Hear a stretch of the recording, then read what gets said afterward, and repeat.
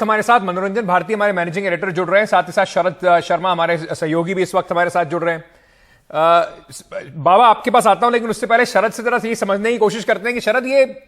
क्या ऑर्डिनेंस को लेकर जो कांग्रेस का समर्थन नहीं आया है उसकी खींच कहीं सौरभ भारद्वाज आज उतारते दिखाई पड़े कांग्रेस पार्टी पे, क्योंकि 23 तारीख से पहले हवा निकाल रहे हैं ये पूरी विपक्षी एकता की। अंकित, 26 मई का वो दिन था जब अरविंद केजरीवाल ने राहुल गांधी और मल्लिकार्जुन खड़गे से बात की थी फोन पे और समय मांगा था। अब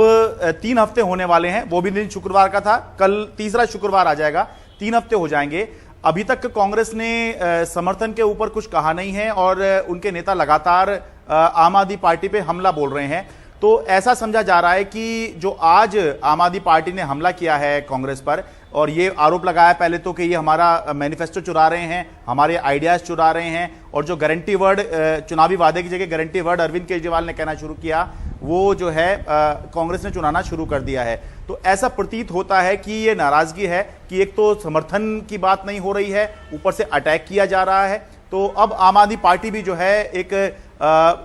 अपनी मुद्रा जो है, जो पहले वो डिफेंसिव हो गई थी या एक तरह से हाथ फैला रही थी, अब उसने दिखाने की कोशिश की है कि हम भी हाथ फैला रहे हैं तो इसका मतलब हमें कमजोर ना समझा जाए। यह भी बात चल रही है आम आदमी पार्टी में कि अगर हिमाचल आम आदमी पार्टी अच्छी तरह से लड़ गई होती तो फिर क्या कांग्रेस वहां पर अपनी सरकार बना सकती थी, क्योंकि वहां पर वोटों का अंतर बहुत कम का है, क्योंकि कांग्रेस ये आरोप लगाती है कि आम आदमी पार्टी की वजह से वो जो है उसके वोट कटते हैं। तो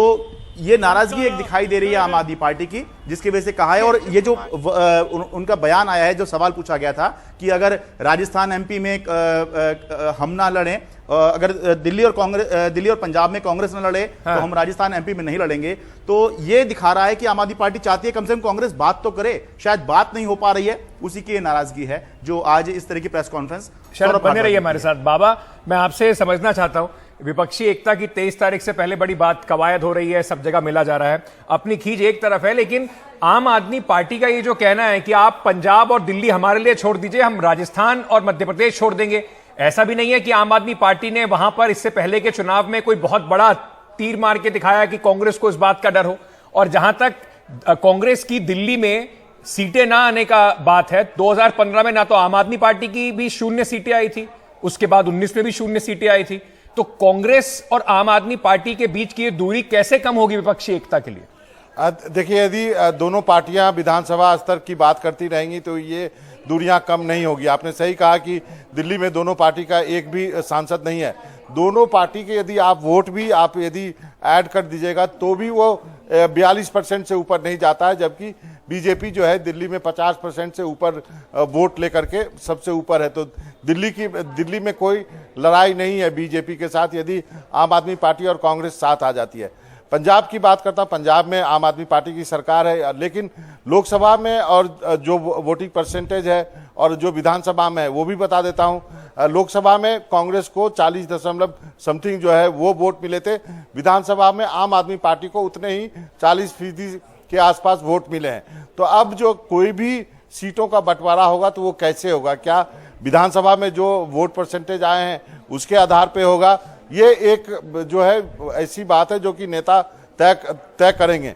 लेकिन जो खींच है वो यही है जो कि शरद बता रहे थे कि कांग्रेस ने अपने पत्ते नहीं खोले हैं। हम जानते हैं कि प्रदेश जो है दिल्ली प्रदेश कांग्रेस और जो पंजाब प्रदेश कांग्रेस है वो जो है आम आदमी पार्टी को समर्थन देने के खिलाफ है। जो बातें हमें पता चली है कांग्रेस के खेमे से, कांग्रेस कोई भी चीज़ कमिट नहीं करना चाहती है। कांग्रेस जो है वो यदि राज्यसभा में ये बिल पास के लिए आएगा तो कांग्रेस एब्सटेन करने पर विचार कर रही है, क्योंकि कांग्रेस को लगता है कि आम आदमी पार्टी के वजह से हम जो है वो गोवा हार गए, बाकी राज्यों में ये हमारा वोट काटती है, गुजरात में इसके वजह से हमें काफ़ी नुकसान हुआ है। तो जब कभी लोकसभा सीटों का बंटवारा होगा तो अभी गुजरात शायद सौरभ भारद्वाज भूल गए थे, क्योंकि गुजरात में भी जो है सीट की दावेदारी अच्छी खासी करेगी आम आदमी पार्टी। तो ये एक उलझा हुआ मसला है। लेकिन आपने सही कहा कि जब सभी गैर विपक्षी दल एक होने की कोशिश कर रहे हैं तो ऐसी आवाजें आपको गाहे बिगाहे मिलती जरूर सुनाई देंगी। शरद, एक सवाल और मैं जरा संक्षेप में जवाब दीजिएगा। आम आदमी पार्टी, जैसे आप कह रहे थे, इससे कुछ दिन पहले तक कांग्रेस को लेकर थोड़ी नरम दिखाई पड़ रही थी,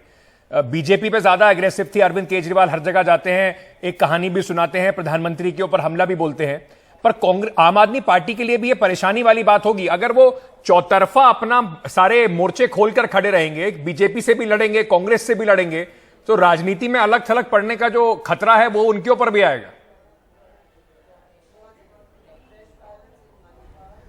बिल्कुल, देखिए और यही असल में नजर आ रहा था कि हम अगर पिछले कुछ सालों की बात करें तो जब अरविंद केजरीवाल 2020 में भी चुनाव जीतकर आए तो उन्होंने अपने शपथ ग्रहण में किसी विपक्षी दल के नेता को नहीं बुलाया और कम से कम 2 से 3 साल अरविंद केजरीवाल 2019 के बाद से उन्होंने एकला चलो रे वाली अपनी नीति अपनाई और अकेले ही चलते रहे। लेकिन अब जब कई तरफ से वो घिरे तो ये दिखाई दिया कि वो चाह रहे हैं कि जो विपक्षी दल हैं उनका साथ लिया जाए ताकि वो जो उनका बड़ा दुश्मन है, बड़ा विरोधी है बीजेपी, उसके साथ टक्कर ले सकें। यह भी हमने देखा कि जब राहुल गांधी की सदस्यता गई थी अयोग्यता के मामले में, गुजरात कोर्ट ने जब आदेश दिया तो दिल्ली विधानसभा में इसका जो है आम आदमी पार्टी ने राहुल गांधी का समर्थन किया और बीजेपी का इसमें विरोध किया था। लेकिन ये नजर ये आ रहा है कि आम आदमी पार्टी के अंदर ये बात ये चल रही है कि केवल अभी नहीं, ये बहुत पहले से आम आदमी पार्टी बिना मांगे भी कांग्रेस को समर्थन देती रही, चाहे राष्ट्रपति उम्मीदवार की बात हो, चाहे उपराष्ट्रपति की बात हो, और उसके अलावा भी जब कहीं जरूरत हुई, आम आदमी पार्टी का ये कहना है, कुछ मौकों पर यह जरूर नजर आया कि कांग्रेस के साथ आम आदमी पार्टी नहीं दिखाई दी, लेकिन काफी मोर्चों पर जो है विपक्ष के साथ ही आम आदमी पार्टी दिखाई दी। तो इसलिए ये नाराजगी दिखाई दे रही है कि बिना मांगे भी समर्थन दिया, राहुल गांधी के मुद्दे पर भी समर्थन दिया और अभी भी हाथ फैला रहे हैं, और उसके बावजूद भी अगर कांग्रेस जो है समर्थन नहीं दे रही है और अगर उसके नेता भी ये बयान दे रहे हैं और आलोचना कर रहे हैं आम आदमी पार्टी की, तो चर्चा आम आदमी पार्टी के अंदर ये है कि ये जो है कांग्रेस आला कमान ही कहीं इनको तो नहीं कह रहा है कि आप इस तरह से बोलिए। क्या किसी कोई मीडिएटर इसमें हो सकता है? नीतीश कुमार बात कर रहे हैं, शरद पवार हैं, तो क्या कोई बीच में पड़ के कुछ सलाह समझौता करा सकता है आम आदमी पार्टी कांग्रेस में? 23 तारीख को भी आमने सामने बैठना ही है इनको। जी अंकित, जरूर कोशिशें होंगी, शरद पवार हैं और नीतीश कुमार है, लेकिन एक बात संक्षेप में बता दूं कि उन राज्यों में जहां पे कि क्षेत्रीय दल हैं और उनके खिलाफ बीजेपी है, वहां पे स्थिति थोड़ी अलग हो जाती है, चाहे आम आदमी पार्टी हो चाहे तृणमूल कांग्रेस हो। वहां पे इन पार्टियों को ये तय करना है कि उनकी जो लड़ाई कांग्रेस से है या बीजेपी से है। यदि एक बार ये बात सेटल हो जाएगी और कांग्रेस को भी तय करना होगा कि वो क्या इन पार्टियों को कैसे भरोसा दिलाती है, तभी विपक्षी एकता की बात पर हम आगे बात कर पाएंगे। बहुत बहुत शुक्रिया आप दोनों का हमारे साथ जुड़ने के लिए।